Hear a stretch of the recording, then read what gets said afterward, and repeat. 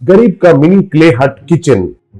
जनन कहकर एक गांव में मिन्नू कहकर एक बच्चा रहता था। उसका बचपन में ही माँ पिता गुजरने के वजह से उनका मामा विष्णु और उनकी पत्नी रेणु वालों के पास ही रहने लगा। विष्णु वालों को भी बच्चे नहीं होने के वजह से मिन्नू को बहुत लाड प्यार से देखने लगे। मिन्नू सुबह स्कूल जाकर शाम में विष्णु के मिट्टी के खिलौने के दुकान में सहायता करते हुए वो भी खिलौने तैयार करता था। एक दिन स्कूल में बच्चों के बीच खिलौनों का प्रतियोगिता हुआ। मिन्नू एक मिनी हट क्ले किचन टूल्स को तैयार करके सारे बच्चों को दिखाया।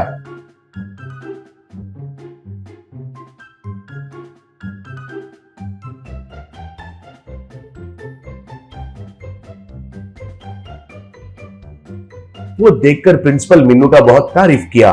तब सारे बच्चे तालियां बजाए।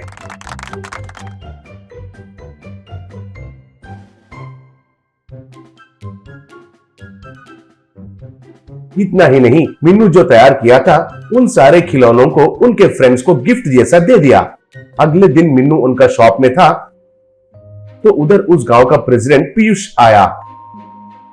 तब मिन्नू से पीयूष, क्यों रे बच्चा कहीं का, परसों को क्या सीन है? तुम्हारे लिए सारे बच्चे क्लैप्स बजाए हैं कहकर सुना। तुम्हारे बारे में क्या समझ बैठे हो? मेरा बेटा भी जो उधर है तो तुम कैसे जीत सकते हो, अनाथ कहीं का? कहा।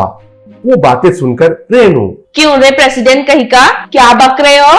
हमारे मिन्नू को अनाथ कहते हो? चप्पल से मारूंगी अगर और एक पल भी इधर ठहरे तो, कमीना कहीं का, बोली। उनके बातों से हैरान होकर प्रेसिडेंट का अनुगामी भिक्षु, ये तुम क्या कह रही हो रेणु? भैया जी को ही डांटती हो? क्यों, गांव में नहीं रहना है क्या? कहा। तब रेणु, देखो तुम्हारे भैया जी से कहो और एक बार मिन्नू को कुछ कहा तो इस बार कुछ नहीं कहती हूँ, बस मारूंगी। आदमी तो बढ़ गया है, बड़ा पोस्ट में है और कैसे बात करना है भी जानता नहीं है। ये एड़ा, चले जाओ इधर से, बोली। तब वे गुस्सा होकर उधर से चले गए। अगले दिन प्रेसिडेंट उसका पहचान वाला एसआई को बुलाया। तब एसआई से प्रेसिडेंट, देखो एसआई, तुम क्या करोगे मुझे पता नहीं। वो रेणु और विष्णु दोनों कम से कम 1 साल तक जेल में सजा काटना है। कहा।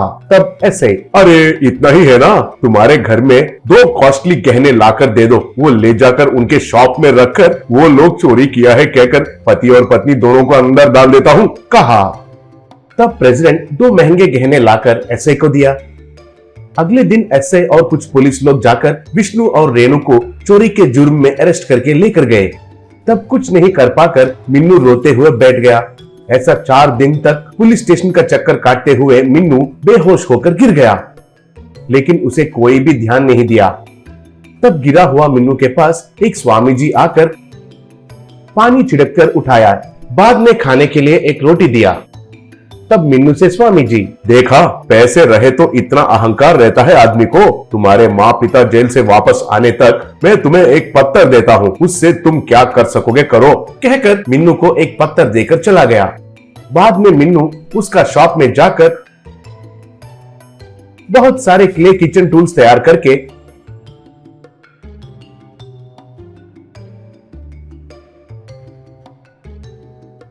उनका दोस्तों के मदद से हर घर के आगे रखवाया। बाद में गांव के लोग प्रेसिडेंट के घर के पास थे। तब मिन्नू वहां जाकर उन सबको पत्थर दिखाकर एक ही बार मन में कुछ सोचा। बस तब एक प्रेसिडेंट का घर छोड़कर गांव में सब घर मिनी क्ले हट जैसे बदल गए।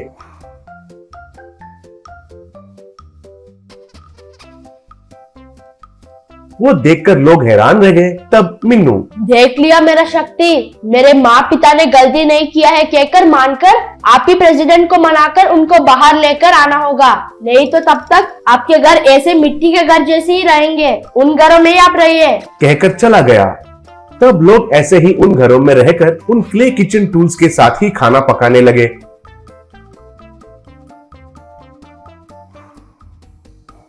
सुबह ठीक ही रहता था, लेकिन अंधेरा होने के बाद रात के समय हर घर के आगे जंगली जानवर आकर घूमने लगे। वो देखकर घर में बच्चे रोने के वजह से अगले दिन सारा लोग मिलकर प्रेसिडेंट के घर जाकर विष्णु और रानी को छुड़वाने के लिए पूछे। तब प्रेसिडेंट, क्यों रे? आफ्टर ऑल बच्चे को देखकर मुझे डरना है क्या? फिर भी मेरा घर तो ठीक है, तुम्हारे घर ही बदल गए थे। आप जैसे मरोगे तो मुझे क्या? कहा। तब लोगों को बहुत गुस्सा आकर प्रेसिडेंट को पकड़कर खूब पिटाई करने लगे। बाद में उसे खींचकर ले जाकर एसआई के पास फेंककर विष्णु और रानी को छुड़वाए। तब गांव के सब घर फिर असली घर जैसे बदल गए। बाहर आए विष्णु और रेणु को माफी मांगे। तब विष्णु और रेणु मीनू को देखकर बहुत खुश हुए।